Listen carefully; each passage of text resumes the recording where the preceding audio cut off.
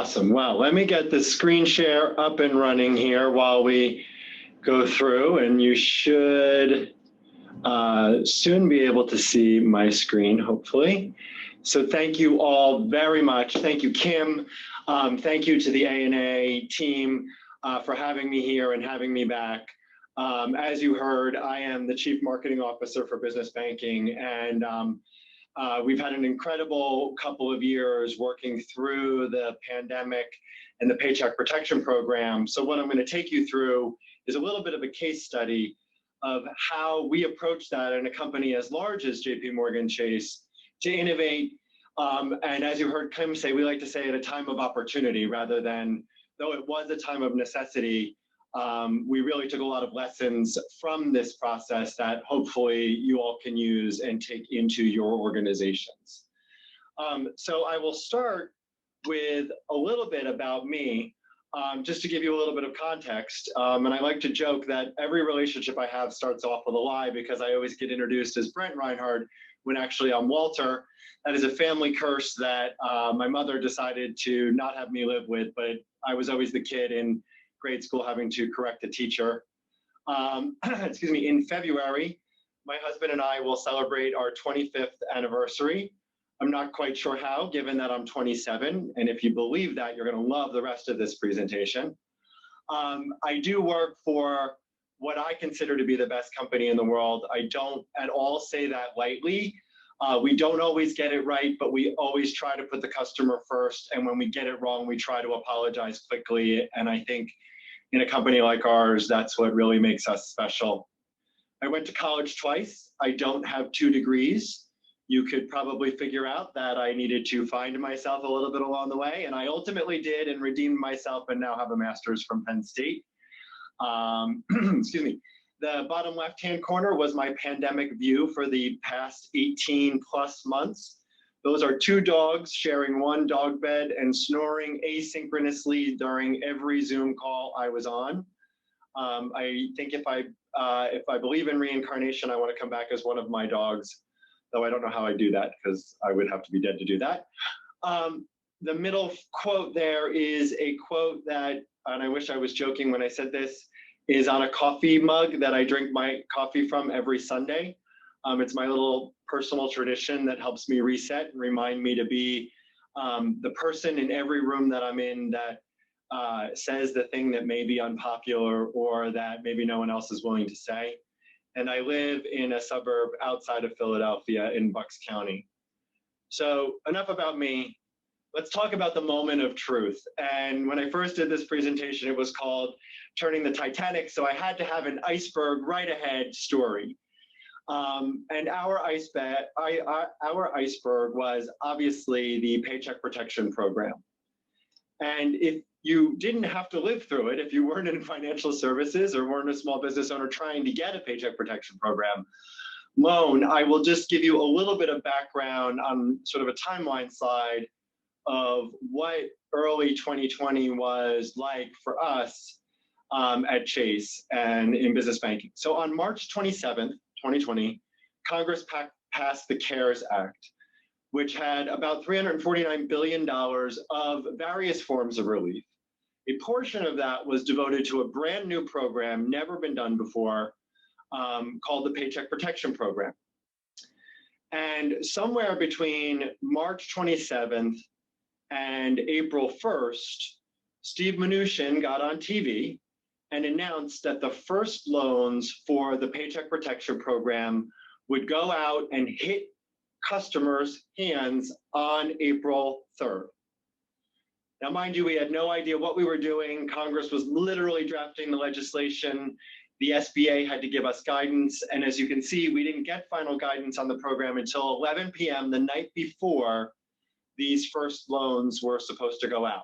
That becomes important to a future story. So save that date in the back of your mind. On April 3rd, we were ready and we began taking applications digitally only, the only way we could support it. And we took 75,000 applications in the first hour. Over the course of this program, we did 4 years worth of loans in 23 days. which is just an incredible amount of volume. But I want to call your attention to that 75,000 applications in the first hour. Because on April 16th, we were able to fund 26,000 businesses loans before the first round of funds ran out. That was the low point in my career, probably. That was the moment when we realized that there were over 200,000 businesses that we didn't know if we were going to be able to help, and that had applied, much less the millions of other businesses that were waiting or had not yet applied and who were going to need these funds desperately to stay afloat. Luckily, on April 23rd, the second round of funds was approved by Congress. And May 1st, we hit the high point of my involvement in this, which was that night, we funded over 211,000 loans in a single night. It was an amazing opportunity because we had to call the Fed and all of the money movement systems, because we literally, by moving that much money through the system in one shot, we could have brought down the financial system. So we had to have a whole lot of coordination well into the evening. And on both April 23rd and May 1st were the only times so far in my career that I have cried at work. April 23rd because we left so many people without help, and May 1st because we were able to provide so much help through a massively coordinated government effort. So that just sets the stage for what was going on. But I really want to talk about the 8 days that led from March 27th to when we took those first applications on April 3rd. Because we had to build this program from the ground up and literally had to act as though failure was simply not an option. There was no way that America's largest bank was going to come to the table and say, nope, we've got 4 million small business customers, we're not actually going to help them out. That was not an option. So we adopted this saying that if you're hunting for Moby Dick, bring the tartar sauce along. In other words, pretend like you're going to succeed no matter what, and eventually you actually do. There was a really interesting learning that happened here, which is there was never a decision about wanting to do this. People ran towards this challenge. You learn a lot about your team and the people that you work with as you go through something like this. And I'm fond of saying that diamonds are formed under pressure and coal cracks. And I am pleased to say that in this organization, we had a whole lot of diamonds running to help our business owners. So I think the first lesson is you as a leader have to lead from the top, the front, the tip of the spear, as though failure is not an option and you are guaranteed success. So make sure you bring along the tartar sauce. So next lesson that I'll share is probably something that we've all experienced. Many of you are looking at that picture saying, oh my God, I just left that meeting, maybe virtually these days, some of you in person, but decisions by committee slow down work. And I love this quote from Milton Berle. A committee is a group that keeps minutes and loses hours. And so how did we address this in a company like Chase? What we did is we literally pushed decision-making as far down into the organization as we possibly could, so that the people that were doing the work were responsible and accountable for making the decisions about what happened in the systems that they were working in. And we had to really get comfortable with the fact that in that case, good enough was going to have to be good enough. One of the things that slows down any company is we let perfect become the enemy of good. And it's certainly true in a company like Chase, where we have 4 million small business owners as customers. And if you put something out in the public that isn't perfect, you can very quickly get criticized for it. And so you want to be perfect, but in this case, we had to settle for good enough.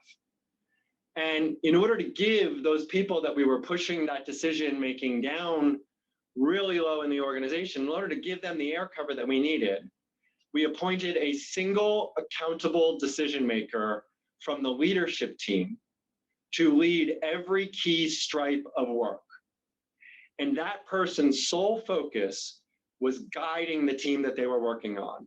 And it didn't matter what your day job was. I am the CMO of business banking. I was leading a team that was building out the SBA subsidy portion of this program. Like, that is in any way, shape, or form associated with my day job. But the reality is, I was the person who was making the decisions. My boss knew that I was going to make the right decision for our customers, maybe not even the right decision for the company, but the right decision for our customers. And I also knew who had veto power. It is incredibly important to understand at the beginning of any huge transformation effort, or any project for that matter, to understand who has veto power. In this case, we limited veto power only to risk, our risk committee, or to our legal counsel. They were the only two people who had the power to veto any decision that that stripe leader was making or supporting. And so that meant that we could move very fast at decisions, and that we could literally just check the box as we went along. Now, this doesn't mean that we didn't meet and over communicate. The leadership team met 3 times a day, every day, so that we could inform everyone else of the decisions we were making and keep everyone up to speed. But it is very important to note, those meetings were not questioning any of the decisions that were already made. They were simply to inform the rest of the team about what you were doing throughout the day as this program moved so rapidly. Now, when you push decision-making down in an organization and you give accountability to a very few people who maybe don't do this on their day job, it is incredibly important that you as a leader have your teams back, because they're not always going to make the right decision, or they're going to make the right decision, but it's not going to be the popular decision. And I love this tweet thread because it is an example of the right decision and not the popular decision. So remember back to my timeline slide when I told you that we were basically handed a delivery date of April 3rd, that these checks were going to start going out to customers. But by April 2nd, prior to 11 p.m., we had not received final guidance on how this program was going to work. And so during one of those leadership huddle sessions, my boss raised the question of whether or not we were going to publicly state that we were not ready to deliver this program. And we all supported her and said, we are with you. We will publicly state it. And because I'm the marketing person, we wound up spinning up the gigantic PR engine that is Chase. And we worked, I had one single website developer on the phone with us because we didn't want it to leak out. And my boss and I dictated what the website was going to say. It was going to say something along the lines of, we've not received SBA guidance, and so we cannot offer this program on April 3rd, as the Treasury Secretary has stated. And we timed the release of that change to go on while Steve Mnuchin was delivering a press conference in the White House briefing room. So I realize I'm chuckling a little bit, but there's a beautiful moment when a plan comes together and it works perfectly. And our amazing PR team had a reporter seated the question and knew when the website got changed. We hit publish. They asked the question and said, what do you think about JP Morgan Chase saying they're not going to they're not going to be ready for the program? Steve Mnuchin, Secretary Mnuchin, obviously had no idea that it was coming, sidestepped, but miraculously we got the guidelines later on that evening. So sometimes you have to do the unpopular thing to do the right thing for the company, but you have to make sure that you have your teams back when you do that. And the reason why I call out this tweets thread is simply because it's so fun to watch Ben White and Stephanie Rule go back and forth. And my favorite quote on this is, dudes just don't need to call dudes, but thanks.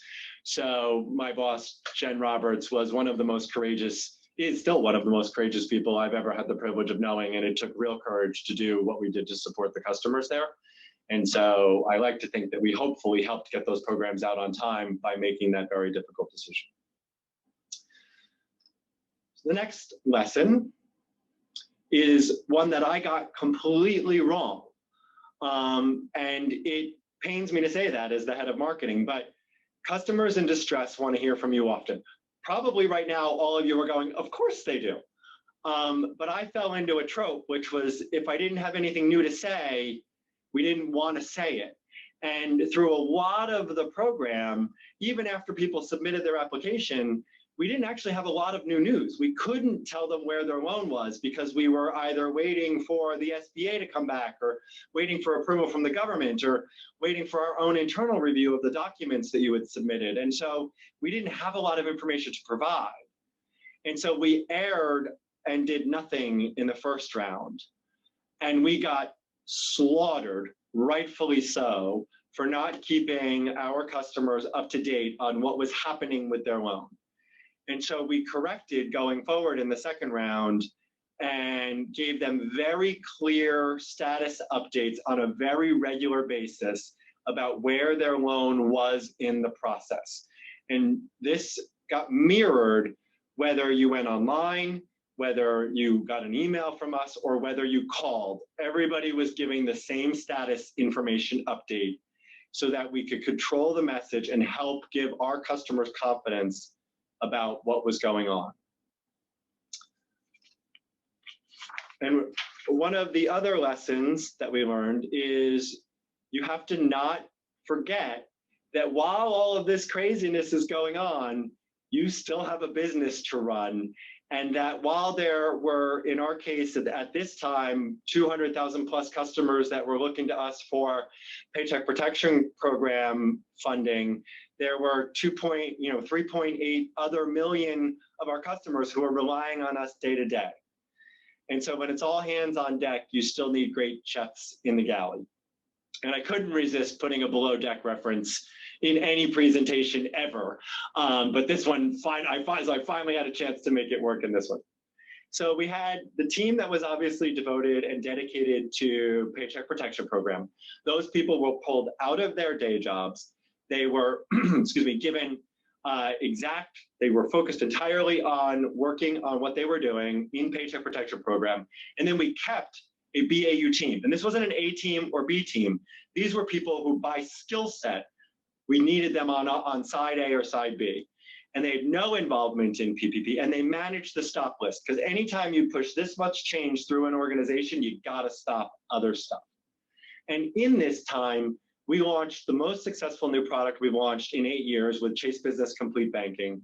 We launched an advertising campaign that won the Ogilvy Gold Award for its presentation. And we have continued to grow market share through our growth in new business through this period of time, thanks entirely to the BAU team that kept their heads down running the business. We also learned through this process that we have to meet our customers where they are. And so this was the first time we outreached directly to Black and brown business owners, Hispanic, Latinx, African-American business owners in channels and in language where we normally wouldn't advertise or hadn't historically advertised. So we leveraged influencers, we leveraged in-language messaging, we leveraged every possible way we could to try and help business owners who might not be as aware of the program or might not be as trusting of the program to know they could come to us for advice and guidance, even if they weren't existing customers of ours. And so this was a huge learning opportunity for us, and one that we've carried forward. I'm really proud to say that we continue to do marketing in language. We continue to market in what traditional media would call non-traditional channels, and I am super proud of the work that the team did to make this happen. It might seem trivial, but in an organization like JP Morgan Chase, getting this out the door was a huge undertaking. And so at the end of the day, we are reminded of why we do what we do. I was prepared to tell my parents I was going to close the daycare for good. I couldn't afford to run in the red any longer. This is going to help me survive. It has changed my life forever. We will be able to continue employing our 50+ workers. That means 50 or more families. I only have words of gratitude. And at the end of the day, crying in front of your boss at work was worth it if those are the responses that we get.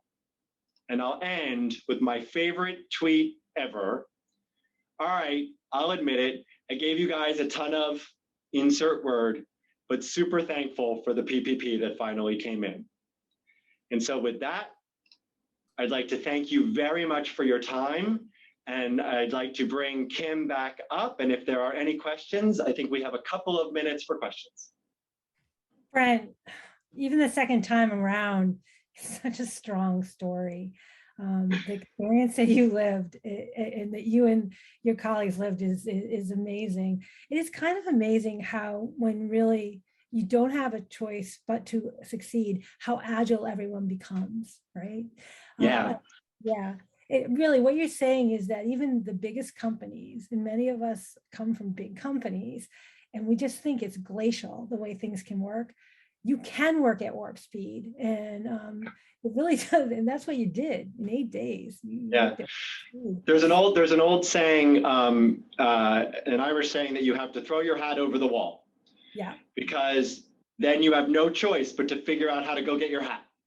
And so you can't always manufacture a crisis, thank God, but how do you manufacture the feeling behind it, right? Awesome. So a couple of terrific questions have bubbled up to the top. So during PPP, marketing took on a really large role and played a central part in of getting the program out the door. Do you believe this will be a sustainable change in how marketing works with the field going forward? Yeah, absolutely. We are seeing it through, and I think we're actually seeing it as a trend in marketing in general, right? Like my job at the table, even before, I was never expected to only be a voice about marketing at the table. But I think even more so now, people are seeing marketing as an essential part of the business and not a support organization. And so I think what we were able to demonstrate was how we do that through the Paycheck Protection Program. And so we probably convinced a couple of skeptics who maybe didn't believe it in the past. That's awesome. That's awesome. We can all take away that.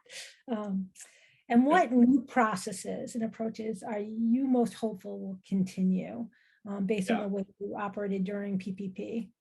Yeah, so I think the two that we are continuing to do today is the single accountable owner. And so we actually have restructured a lot of our teams throughout business banking of like, there is one person whose job it is to manage this X. And that person reports to someone very senior, and that person is the person, because the minute you have more than one owner, you actually have no owners, because then everyone can defer to decision making. So the one owner piece is really, really important. And that veto vote is something that we are really carrying forward, because in our company, at least speaking on behalf of Chase, there's no downside in saying no, right? There's no downside in stopping a project because you're worried. There's only potentially upside because you might have caused something. So like, how do you eliminate that upside risk? And you just only give the people who have the power to say no, the power to actually say no. Fabulous. This was so inspiring, which actually, so thank you, Brett. Of course, thank you. And thank you again. Thank you everyone who dialed in. I truly appreciate it. It's awesome.